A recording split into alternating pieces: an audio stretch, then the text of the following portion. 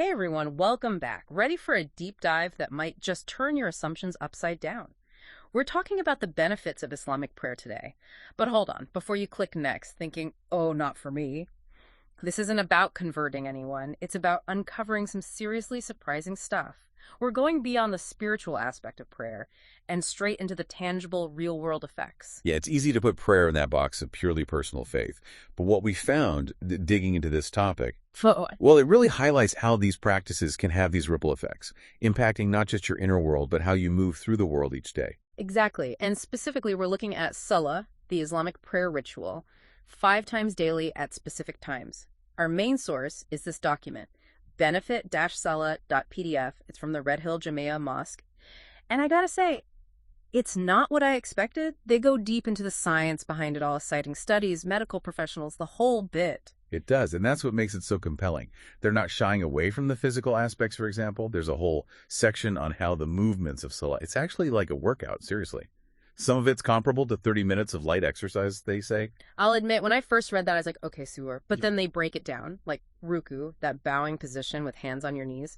They explain how if you're doing that regularly, the way Muslims do during prayer, it can be incredible for back pain relief. Yeah. And flexibility, too. Makes sense if you think about it. Right, and it's not just that one posture either. Sajda, the prostration where your forehead touches the ground, increases blood flow to the brain. There's even research suggesting it could help with focus and memory. They even quote this cardiology consultant saying one rak'ah, that's like a set of movements within the prayer. It's like a solid 30 minutes of exercise, he claims. It does make you think, huh? Like all the aches and pains we get from sitting at desks all day, maybe we just need to move differently more often. But it's not just about avoiding aches and pains, right? I love this part where they talk about how some kids, when they hear the call to prayer, they'll joke about doing karate moves, like to fight off temptation, you know? No chuckle sound. Instead, jump right into the next line. It's such a great anecdote because it highlights that more energetic side of prayer. It can be this source of strength, of pushing back against what's not serving you. Which brings us to this whole other level the document gets into, barakah. And honestly, this is where things went from interesting to, whoa, mind blown for me. Barakah. Yeah. The tricky one to put into English, you know. It's kind of about blessings, about positive outcomes in a very holistic sense, but it's also about this abundance that goes way beyond just material things. Yeah, it's like you're not just getting those few minutes of prayer. It's this ripple effect outward on how you see things, how your day goes, even your decisions. Exactly. And they actually bring in verses from the Quran, the Islamic holy book, right? Yeah. And sayings of the Prophet Muhammad, peace be upon him, which directly links Salah to things like discipline, time management. Even resisting temptation, which, come on, who couldn't use a little boost in that department some days? But I was struck by the peace of mind angle, stress reduction. It's like built-in mindfulness almost. Yeah. It is. If you think about it, just the act of stepping away from the craziness 5 times a day, like a reset button to reconnect with yourself, with something bigger, that's got to impact you mentally, right? And it's fascinating how much modern science is backing up what these ancient practices already knew about mindfulness. Makes you think, what if instead of scrolling our phones every few hours, we did that kind of reset? But then there's this whole other layer to Salah, taking it beyond just personal benefit, the community aspect.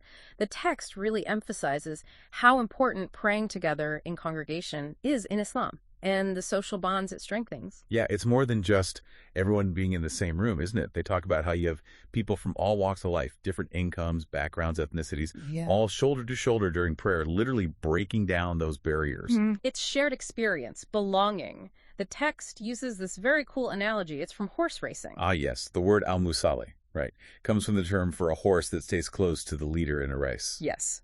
So you get this image of everyone moving together in sync with that common purpose. And that unity, that shared rhythm, is what they're highlighting as so key to congregational prayer.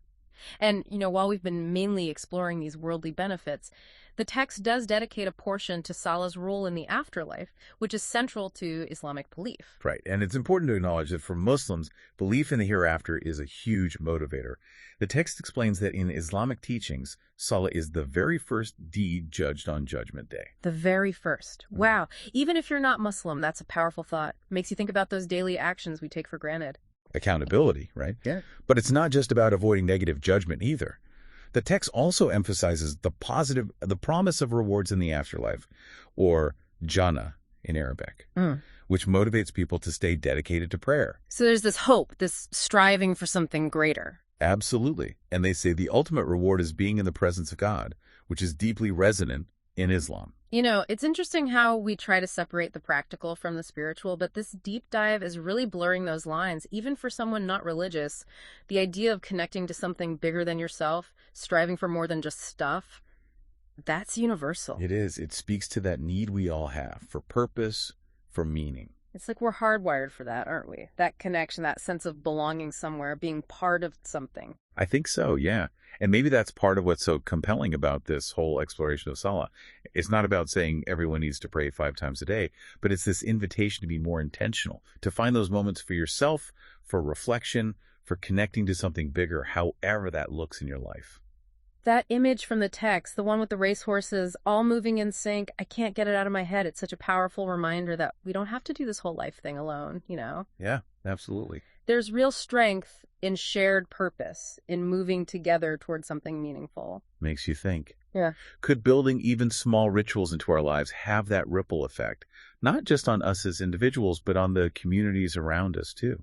Because at the end of the day, whether we're talking about a specific faith or something else entirely, I think we're all searching for ways to live with more intention, to find that peace, that sense of purpose. The beautiful thing is the search itself, that can be where the growth is, right?